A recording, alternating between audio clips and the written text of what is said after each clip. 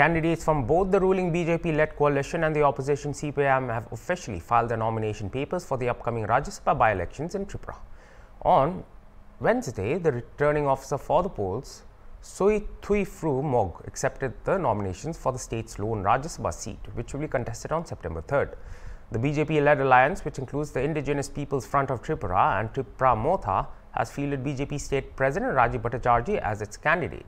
Chief Minister Dr. Manik Saha, who accompanied Bhattacharjee along with ministers and MLAs, praised him as a dedicated and hard-working leader, expressing confidence in his performance if elected.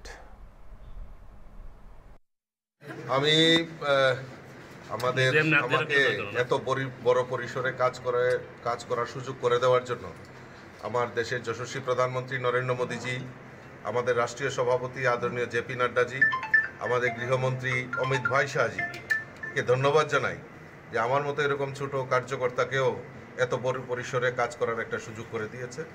আমি সকলের আশীর্বাদ নিয়ে এবং আমাদের রাজ্যের মাননীয় মুখ্যমন্ত্রী থেকে শুরু করে মন্ত্রিপরিষদের সবার আশীর্বাদ নিয়ে আমি এই ত্রিপুরার জন্য যে ডেভেলপমেন্ট ওয়ার্ক চলছে তাকে আরও ত্বরান্বিত করার জন্য আমি সেটা প্রয়াস থাকবে এবং আমাদের যে লক্ষ্য মাননীয় মুখ্যমন্ত্রীর যে স্বপ্ন এক ত্রিপুরা শ্রেষ্ঠ ত্রিপুরা, এই এক ত্রিপুরা শ্রেষ্ঠ ত্রিপুরার গড়ার লক্ষ্যে আমিও একটা অংশীদারিত্ব হব, এটাই আমার কাছে সবচেয়ে বড় প্রাপ্তি। স্যার, রাজ্যসভার সদস্য মূলত স্যার বিধানসভার সদস্যদের দ্বারা নির্বাচিত হন, সেই ক্ষেত্রে বিরোধী দলের যারা সদস্যরা রয়েছেন তাদের প্রতি আপনার কি আহ্বান থাকবে? আমি সকলের কাছে আবেদন রাখব যে আমাকে এই একটা সুযোগ, যেহেতু আমি নমিনেশন সাবমিশন করেছি, সমস্ত যারা বিধায়ক বিধায়িকারা রয়েছেন যেই দলেরই হোক না কেন আমাকে সহযোগিতা করার জন্য আপনাদের মাধ্যমে আমি আহ্বান রাখছি।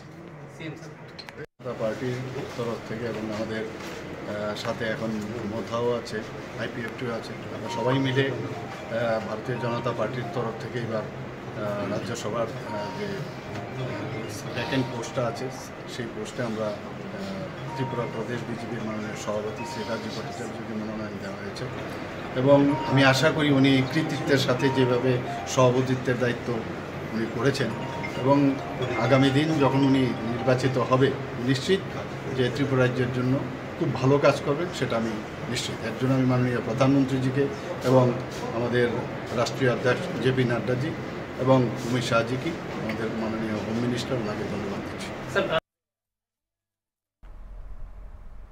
Meanwhile, CPIM candidate Sudan Das, a senior leader representing the scheduled caste, also submitted his nomination papers later in the day. Speaking to reporters, Das emphasized the need for unity among opposition parties within the India bloc, urging support for his candidacy. He stated that the primary focus was to protect the constitution and fight for the people's rights, both in and out of parliament. Leaders of the opposition, Jitendra Chaudhary, echoed these sentiments, urging the state's SC and ST legislators to back Das's candidacy. Chaudhary pointed out that while the opposition lacks sufficient numbers for a straightforward victory, Das is a leading Dalit voice who deserves representation. The outcome of the by-election will be determined by the state's MLAs, who are the only eligible voters in the contest. আমি এইমাত্র রাজ্যসভার একমাত্র আসন ত্রিপুরার এখানে উপনির্বাচন হচ্ছে, এখানে CPIM-এর পক্ষ থেকে মনোনয়নপত্র দাখিল করেছি।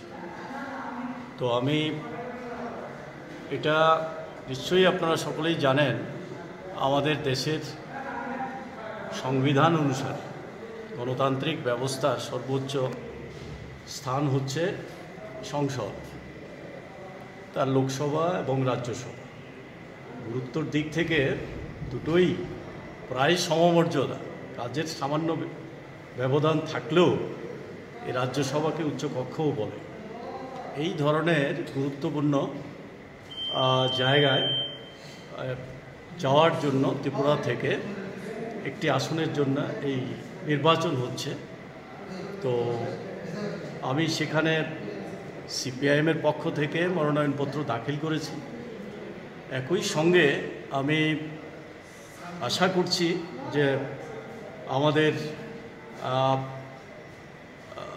ইন্ডিয়া ব্লকের যারা আছে, অবশ্যই রাজ্যসভার ভোট এটা একমাত্র বিধায়করাই, তারাই একমাত্র ভোটার এবং এটা রাজনৈতিক লড়াই, সেই অঙ্কের হিসাবে, অঙ্কের বিচারে সেখানে সংখ্যাটা আমাদের পক্ষে নেই। কিন্তু আমরা যে প্রেক্ষিতে কমরেড সুদন দাসকে আমরা প্রার্থী করেছি, কমরেড সুদন দাস শুধু আমাদের রাজ্যের না, সারা দেশের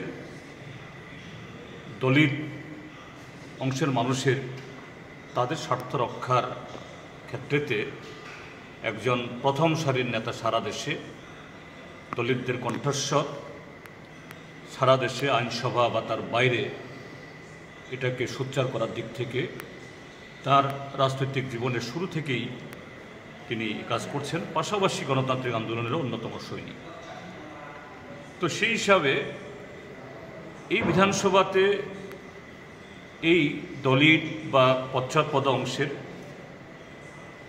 শিডিউল ট্রাইব সংরক্ষিত আসন থেকে নির্বাচিত হয়ে আসছেন বিভিন্ন দলের 20 জন সদস্য।